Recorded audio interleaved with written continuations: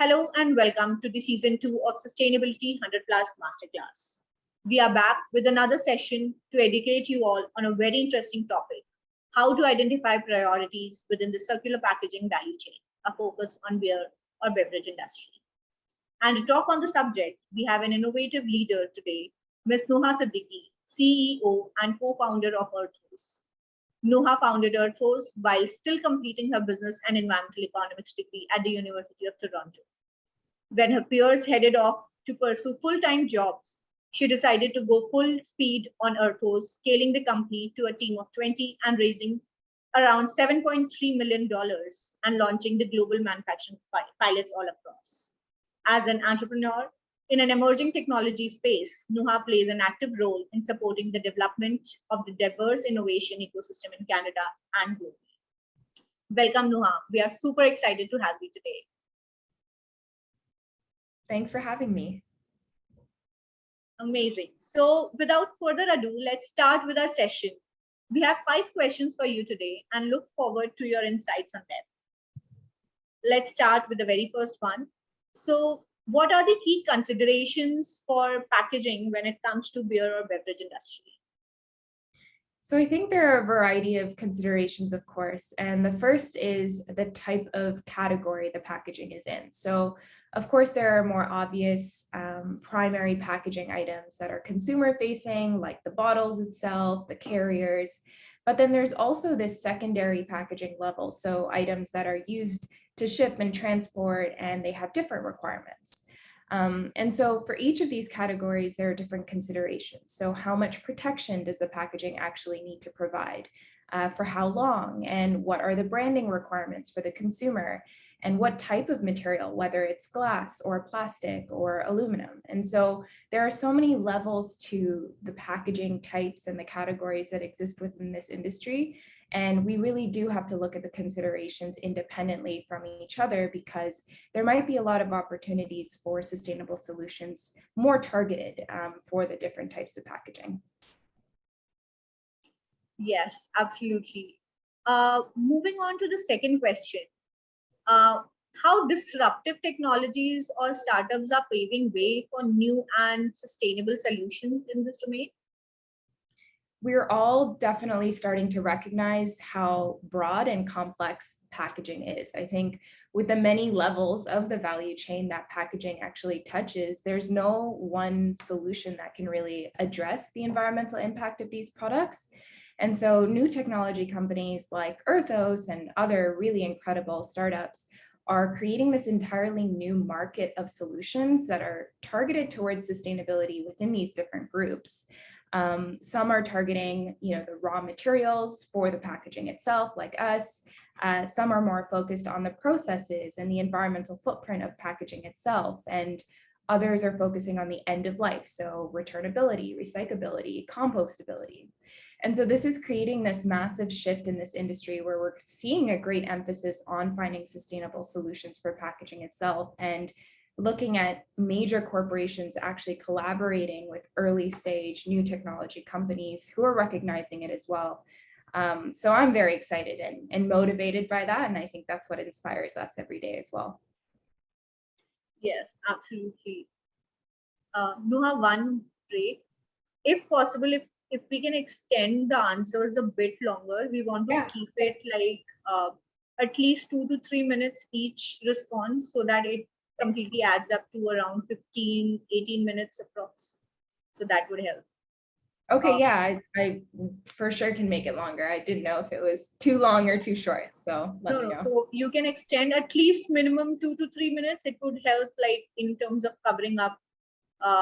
Like it shouldn't be too small, otherwise else the video would be around 5-6 minutes. Okay. Do you want to? Should I redo the first couple questions? I think we can take it from the first question. Okay, that sounds good. If that's okay. Yeah, for sure. I can. I didn't want to ramble, but I can talk for a long time. Okay, amazing. I'll start with the first question. So let's start with the first question. What are the key considerations for packaging when it comes to beer or beverage industry? So I think the first thing to really look at is the type of packaging. So Is it more consumer focused, or is it, intercompany or secondary packaging related? And so the first key category is always the primary packaging. So these are the packaging items that are more consumer facing, like bottles, 6-pack rings. You see them on a day-to-day, and everyday consumers see them. And so for these type of products, branding, communications, the actual touch and feel of the packaging is really, really key. But also, of course, the product performance and where it ends up globally is really important. And then that second category, which is the secondary or tertiary packaging category, is more intercompany. It's never usually seen by a consumer. Sometimes it can be, but these type of products are really important to look at the overall performance, the actual global regions that it's shipping and transporting to. And overall, we're always looking at the type of packaging as well. So when you think about the different packaging materials like glass and plastic and aluminum, these are all some of the considerations that we look at when we're considering both of these categories. And so first of all, it's very important to understand that each group, whether it's primary or secondary and consumer facing or not consumer facing, has different requirements and considerations. And it's really important to design packaging and products for those groups to make sure that it's the most effective as a whole as well. Absolutely, like that defines the purpose why anyone should adopt for looking for sustainable alternatives that's needed in this industry. That gives the way to the next question. So in terms of looking at this consideration, how disruptive technologies or startups are paving way for the new or sustainable solutions in this domain? We are all starting to recognize that packaging is so broad and so complex, and it hits many levels of the value chain. So there's no longer one key sustainable solution or one type of material to really address all of the environmental challenges we're having. And so new technology companies like ourselves and other really incredible startups are creating this entirely new market for sustainable solutions within the packaging industry. And some are starting directly from the beginning. So looking at the raw material and how does the raw material really play into the type of packaging, and can we create new alternative types of materials to actually create new packaging materials? And then we have some startups and technology companies focusing on the overall processes. So how can we look at the overall process and manufacturing footprint of packaging and reduce the overall environmental footprint from an energy, water, CO2 emission perspective? And then the third level is the end of life. So we have a lot of new companies focusing on ensuring that packaging doesn't end up in our landfills and is reducing the impact on our overall ecosystems from a pollution perspective. So returnable packaging, compostable packaging, looking at the actual collection rates and ensuring that we can actually collect as much waste as possible. And so I think what's really incredible about new technology companies today in this industry is that we're creating this new market that touches every part of this value chain, because we're all recognizing that we do have to work together to make sure that we're able to create a more comprehensive solution overall for packaging. And I'm personally very excited to see how that's translated to corporations now also creating greater emphasis on these type of new technology companies and how to collaborate with them. And we've seen that obviously firsthand with AB InBev and the way that they're working with new technology companies across the value chain.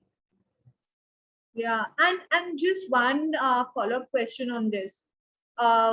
With respect to, since you mentioned that the companies focus on different aspects of packaging, like, is it also necessary to look at these stages in like together, like for any new solution to come in, it should also focus on where we are, like the raw material should be sustainable, the process should be sustainable, also the end of life should be equally sustainable. Like collectively together, will it make more impact, or right now it's like how different technologies can address this specifically or individually?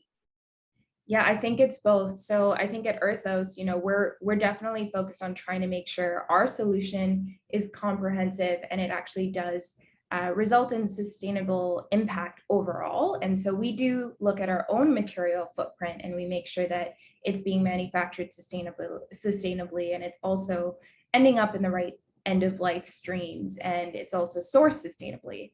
But I think in order for us to maximize impact, we do have to make sure that once the raw material is provided, we can ensure that the next part of this value chain is also sustainable, which is not always in our control.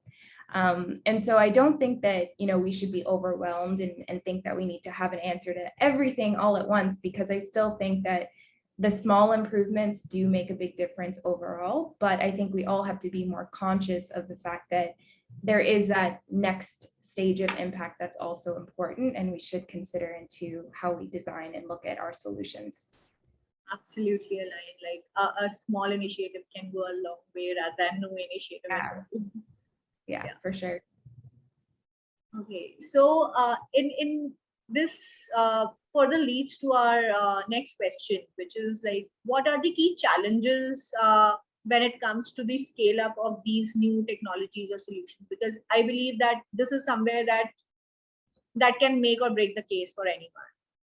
Yeah, absolutely. I think there are two things that I would focus on. So first is the challenge around compatibility and integration into value chains. So I can't stress enough how important it is to try to work within existing systems to maximize impact, especially in this industry within beer and beverage, so that we can ensure scalability long term. And I think as early stage companies and new technology companies, we're always so focused on disruption, but sometimes it's actually more important to create a bigger impact by just fitting in. And I think that that's really key. And it's important to involve every single part of your value chain into your development stage. So actually listening and learning from them before building a solution to ensure that you can do everything you can to seamlessly integrate into value chains, because that'll ultimately result in the most beneficial results for everybody. And then the second thing that I would say is that the global footprint of packaging and how to build solutions that can actually fit into different parts of the world is also so important. And it's been a big challenge for packaging, because it's really great to have a solution that works in one region, and it's always a good place to start in that sense. But packaging is global. The whole point of packaging is often to get products from one place to another and to service a new market and to provide a new customer experience. And that's a global challenge and a global opportunity. And so we have to look at the overall life cycle of the actual packaging material, and what countries does it move from, and where does it actually get manufactured? Where does it get distributed? Because the type of performance metrics that are required for packaging then change. And I know firsthand, we're a Canadian company and we were building a solution for the India market, and it's an entirely new region with different performance requirements because of the temperatures and where it actually ships and transports. And so I think the global part of it is something that often is second when you're developing, but it should actually be first, because we do have to build and design products and solutions that can commercialize at a global level, and understanding those markets as early as possible will really help guide that commercialization strategy. Yeah, and I think at times when a new technology or idea is sort of invented, scalability comes next. Like that's the second thought that everyone thinks of it, and immediately if that's scalable, the idea in itself is a success. Like there is a possibility that everyone can adopt. That's definitely a win-win situation for everyone, and I think that has been the case for us for making it successful along with you as well. And since you highlighted these two major challenges, can you also maybe talk about how these challenges can be addressed, especially in this beer or beverage value chain? Because like it's slightly different than the other value chain. Yeah, for sure. I think the actual packaging requirements for this industry are very different from, other industries. And so I think it's really important, first of all, to understand what those requirements are in the different regions, because even something as simple as the FDA compliance or, certain regulations in those industries can vary. And so I think, first of all, really understanding what those minimum requirements are and the different regions. And the best way you can do that, you can try to learn as much as you can by yourself, but the best way to do that is to really just go to the industry and ask those questions, because you'll learn a lot more from actually working together. And then you can also express some of the limitations and challenges that you might be facing, and how you can build a plan together to get there. So I think it's really important to first recognize that. And then also, I think we're always afraid to go global, like as a new startup, because it can be intimidating. You're looking at a new region, a new market, something you've never done before. But I think it's really important to kind of remove that fear of going global too soon is not for everybody, but for this industry, it's extremely important, because these are global brands that you're working with, and they do require global solutions and technologies. So removing that fear of going global and really taking that step first will always be more beneficial in the long run. And so I think that's a good place to start. Yeah, and absolutely, to add on, like understanding the company's requirement as well can help us understand like how this further can help the overall industry in that domain. Like if you capture one industry, you know the major nuances with Yeah. respect to that industry. So that actually could also help. Actually, even with the product applications, I think can vary in different parts of this industry. I think, Yeah. Our solution where we were building an alternative keg cap, we already recognize that the keg cap might be different in different countries already. And Exactly. so the performance requirements, the actual parameters, the actual quality is already different across different countries. So you may think you know enough about everything with one example, but the beer industry is so wide and global that it's so important to know the nuances within the industry firsthand. Absolutely. And since we now have covered like what could be the key considerations, how can this technologies and startups can help pay further, what could be the challenges? Like once this segment is done, the next segment comes with respect to its adoption, its demand. What do you think? What role does consumers actually play in driving this circular packaging priorities in the sector? Like, do they actually have a role to play, or do they actually have a say in this? Huge role. I think the reason why we have demand in sustainable solutions is really because of the everyday consumers who are demanding more sustainable solutions. I think the awareness and the education at the consumer level has been so key in actually influencing everything from the packaging design, the communication strategy, to the overall performance of the packaging itself.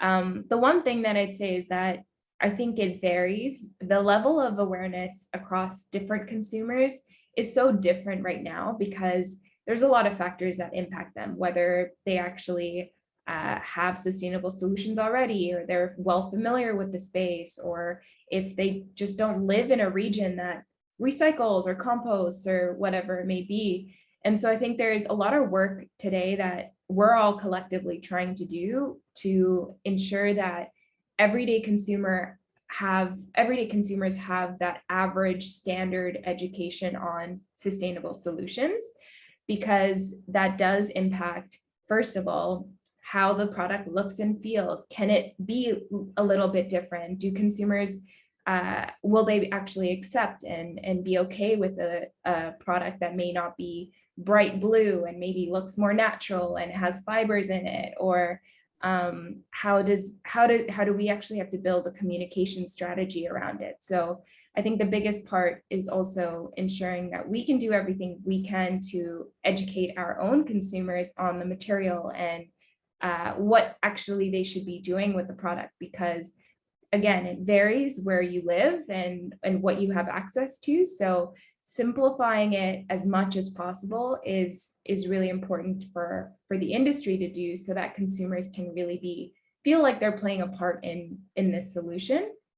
And so consumers do play a big role. I think they should continue to advocate for sustainable solutions, because that's going to help us accelerate our goals and our circular priorities as well. They have been a key part of how we think about our business and ensuring that we're building a product and a solution that can be easy to understand for a consumer, and allow them to feel like they're really contributing to the overall challenge. No, absolutely. Like I 100% agree with what you have mentioned. With that, I think let's sign off from today's session. It has been wonderful listening you, Nuha, on such key aspects that you have shared, such knowledgeable insights that you have shared with our viewers. I hope our viewers have enjoyed the session, and we'll be back soon with our next masterclass episode. Thank you so much.